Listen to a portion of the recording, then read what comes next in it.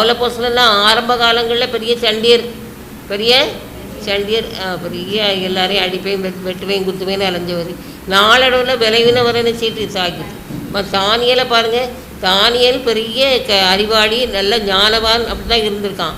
ஆனால் ஒரு சொப்பனத்தை கண்டு அந்த ராஜாவை கொடுத்து ஆண்டவர் கொடுத்து தரிசனத்தை கண்டவுடனே நினச்சிட்டான், சோம்புலாமல் நினச்சிட்டான் பண்ணிட்டான். அப்போது நம்முடைய சூழ்நிலைகள் நமக்கு என்னது ஒரு பலவீனத்தை ஏற்படுத்துகிறது.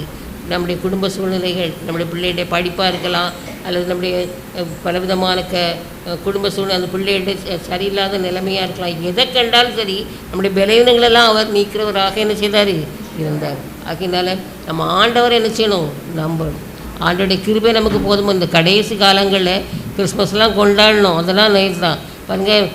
என்ன ஒன்றுமே புரியல, கிறிஸ்மஸ்னாலே ஒரே ஆட்டம் பாட்டம், எல்லோரும் கொண்டாட ஆரம்பிச்சிட்டாங்க. தசரா மாதிரி ஆகிட்டுப்போம், தசரா மாதிரி அப்படி தானே இன்றைக்கி போவோம். யாரெல்லாம் ஆண்டவரை ஏற்றுக்கொள்ளாதவங்களோ, யாரெல்லாம் ஆண்டவரை வழிபட மாட்டாங்களோ, யாரெல்லாம் ஆண்டவரை மட்டும் வழிபடாதவங்க கூட என்ன செய்கிறாங்க, மற்ற மதத்தினர் கூட என்ன செய்கிறாங்க, ஒரு தொப்பியை மாட்டிக்கிட்டு அப்படி தானே வீடெல்லாம் ஸ்டார் போட்டு அலங்கரிச்சுக்கிட்டு நாங்களும் கிறிஸ்மஸ் கொண்டாடணும்னு சொல்லி என்ன செய்கிறாங்க, போடுறாங்க. எவ்வளோ மாய்மாலம், எவ்வளோ மாய்மாலம். ஆண்டவர் எதுக்கு வந்தார்? பாவிகளை ரட்சிக்க கிறிஸ்தேசு உலகத்துக்கு வந்தார். அந்த ரட்சிப்பை பற்றி இந்த கிறிஸ்மஸ் சமயத்தில் யாராவது பேசாமா? ஒருத்தரும் பேசுகிறது கிடையாது, ஒருத்தருமே பேசுறது கிடையாது. அப்படி தானே யாராவது எங்கேயா எப்போமாவது கிறிஸ்மஸ் செய்தியில் ரட்சிப்பை பற்றி சொல்கிறாங்களா? இல்லை. ஒன்று தேவதூர்கள், இல்லை சாட்சி, இல்லைன்னா மரியாள், அப்படி தானே இதை தான் சொல்கிறாங்களே தவிர ரட்சிக்க வந்தார் அப்படின்னு சொல்லி யாருமே எனக்கு அது சொல்கிறதே கிடையாது. ரட்சிப்பு தான் ரொம்ப முக்கியம். நம்ம எவ்வளவு தான் அந்த உலகத்தில் வாழ்ந்தாலும் சரி, எப்படி இருந்தாலும் சரி, ரட்சிப்பு இல்லாவிட்டால் எங்கே போக முடியாது? பரலோக ராஜ்யத்துக்கு போகவே முடியாது. அப்படி தானே பரலோக ராஜ்யத்துக்கு போக முடியுமா?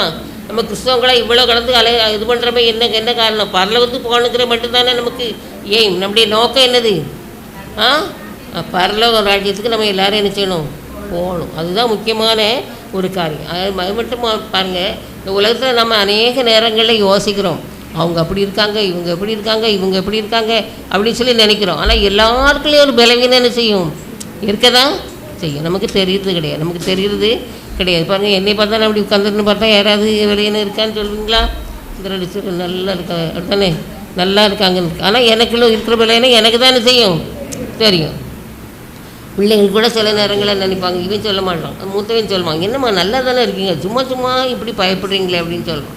அப்போ அவரவர் பிள்ளைகள் அவரவர் தான் தெரியும். அப்போது 2 Corinthians 12 வாசிங்க. 2 Corinthians 12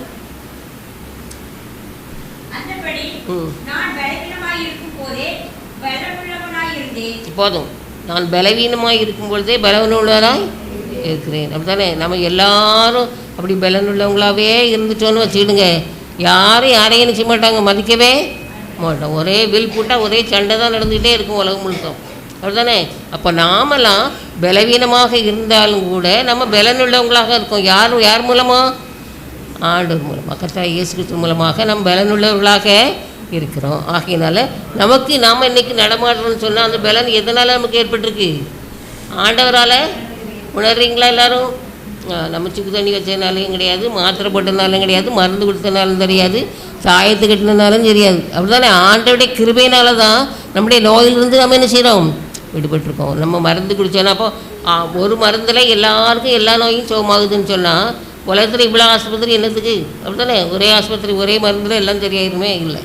ஆண்டோடைய கிருபை இருந்தால் மட்டும்தான் நமக்கு சுகம் என்ன செய்யும், கிடைக்கும். ஆகையினால இது வரைக்கும் நம்ம உயிரோடு இருக்கோம்னு சொன்னால் நம்முடைய பலவீனங்களில் ஆண்டோடைய கிருபை நமக்கு பூரணமாக விளங்குறதுனால இது வரைக்கும் நம்ம எப்படி இருக்கோம், தைரியமாக பலனுள்ளவர்களாக இருக்கோம்.